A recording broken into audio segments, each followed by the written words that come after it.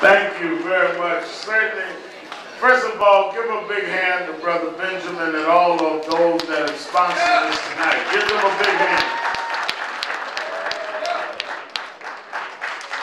One of the reasons that I was excited about tonight, many of the cameras have left Haiti. When the earthquake first happened, the whole world stopped and was looking at Haiti. Now, many of the cameras are gone and the attention has gone elsewhere. It is now that the rubber will meet the road, and we will see those that are really committed to rebuilding Haiti. The big insult is that we keep hearing people talk about how Haiti is the poorest country in the Western Hemisphere. But that poverty is imposed. It is not inherent.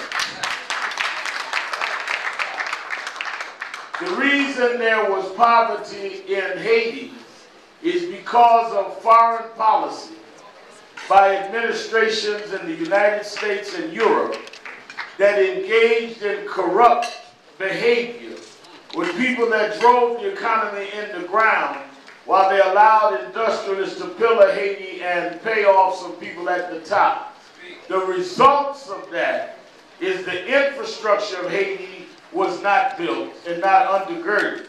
So when the earthquake hit, it hit after the country had been put in a position that it could not withstand it.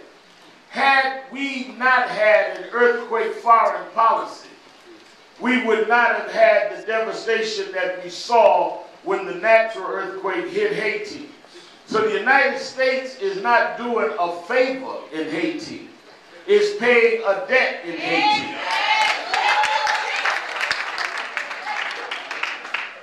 If it was not for Toussaint Louverture and those that chased Napoleon back to France, the United States could have never bought Louisiana because France would not have needed the money. France needed the money from the Louisiana Purchase because some Haitians refused to be broken and enslaved. And when they stood up and gave courage to people all over Central and South America and slaves in the United States. And now 200 years later, people that look like them are sitting in the White House, and we've got to make sure that what Haiti gave us, we give back to Haiti, because we owe that to Haiti.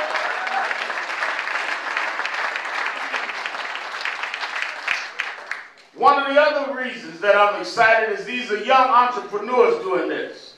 Why do I raise that? I met last week with the president about jobs.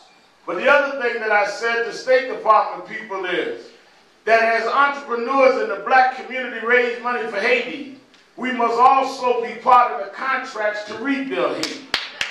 We cannot allow Bechtel and a lot of these companies that exploit people all over the world to now get billion-dollar contracts to rebuild a land that they helped to put in poverty in the first place.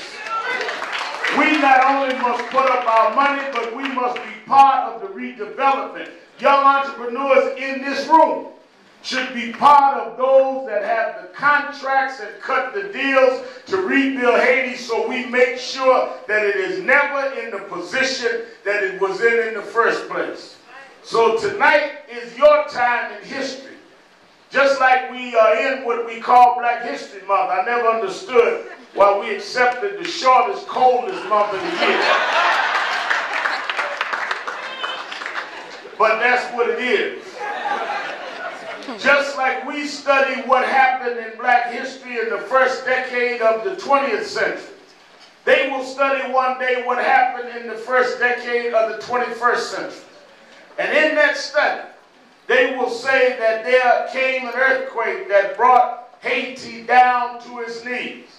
The question will be, will they say that we were too busy in our own natural self-aggrandizement and fun and games, that we didn't rise to the occasion? It's interesting to me that the Overture and others throughout history, Garvey, Martin Luther King, mobilized, organized, and broke the back of oppression and had nothing to work with.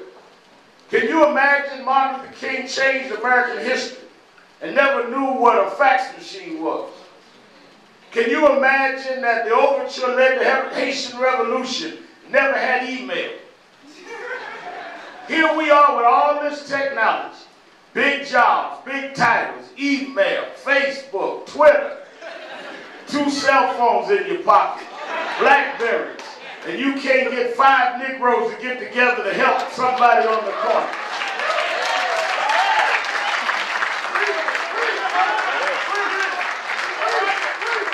We have so much more to work with. All we need is the will to do it. And if we have the will of our forefathers and the technology and opportunities of the day, then we can do whatever we want to do. And I think this room shows not our future but our present. Because all of those that fought for you to be where you are, now you've got to fight to use where you are. It doesn't matter if you're in a big position if you can't use it. So all the brothers running around giving you their cards, telling you how much juice they got, tell them prove it. If you got juice, what you doing for Haiti? If you got juice, show me what you can do. Don't tell me about it. Show me. Anybody can give you a good rap in the club and then you decide to go home and they take you to the subway. They ain't got the juice.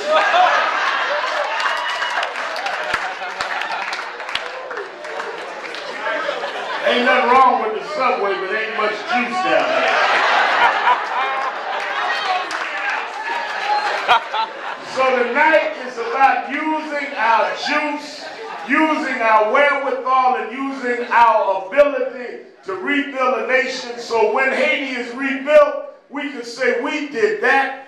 We showed that the grandchildren of those that liberated Haiti in the first place rebuilt it, and that we made sure it returned to its glory. And we did it because we decided to do it.